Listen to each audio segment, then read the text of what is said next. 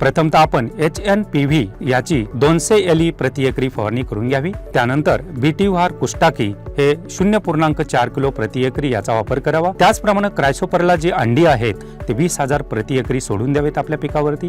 त्यानंतर फिरोमेन सापळे हे प्रति एकरी 5 लावावेत आणि निंबोळी अर्काची 5% फवारणी करावी।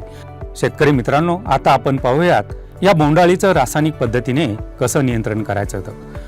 यासाठी आपण लॅम्बडा सायलोथ्रिन हे 5% एसीचं 8 मिली प्रति 10 लिटर पाण्यात मिसळून फवारावं किंवा स्पिनोशॅट 45 SCचं 3.5 मिली प्रति 10 लिटर पाणी किंवा प्रोफेनोफॉस 50 ECचं 20 मिली किंवा इंडोझॅकॉप हे 15.8 ECचं 8 मिली किंवा क्लोरोपायरिफॉस 50 ECचं 20 मिली किंवा क्विनॉलफॉस 20 ECचं 20 मिली 10 लिटर पाण्यामध्ये मिसळून गरजेनुसार एका कीटकनाशकाची आपण कोणतीही फवारणी करावी।